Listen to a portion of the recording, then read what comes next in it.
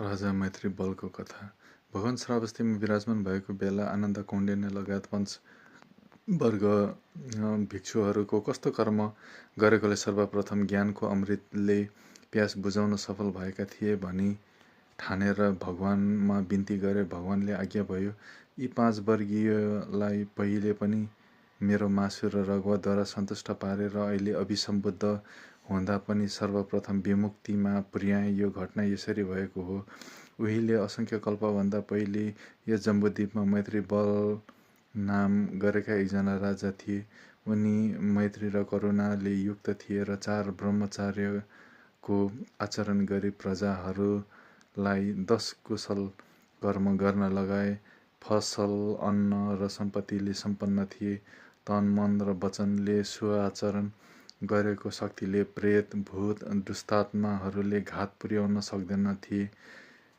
त्यसबेला 5 जना यक्ष राजाको अगाडि आएर, हाम्रो खाना चाहिँ मान्छेको ओज, मासु र रगतमा भर पर्छ र त्यसैले जीवन यापन हुन्छ। तर राजाको आदेशले सबै 10 कुशल कर्म गर्न लागे। त्यसैले हामीले आहार नपाएर प्राण नै जान लाग्यो।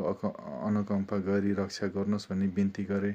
राजाले पनि उनीहरू प्रति दया राखी आफ्नो शरीरको 5 अङ्गबाट 5 वटा नसा काटेर 5 जना यक्षलाई सन्तुष्ट पारे। उनीहरू खुसी भएर उचित रूपले 10 कुशलको आचरण गर्न लगाए र अहिले मेरो रगतले सन्तुष्ट पारी आनन्द पारे जस्तै। पछि अभिसम्बुद्ध हुँदा धर्म, कायको शील, समाधि र प्रज्ञाले तिम्रा 3 वटा विष, राग, रिस र मोहलाई हटाएर निर्वाणमा पुर्याउन सकोस् भनी बताए। त्यसबेलाको राजा मैत्री बल, अहिले म बुद्ध हुँ। 5 जना यक्ष चाहिँ यी पञ्चवर्गीय भिक्षु हुन्। मैले जहाँ जन्मे पनि उनीहरूलाई सर्वप्रथम मुक्त गर्नु सकु भनी प्रणिधान गरेको थिएँ।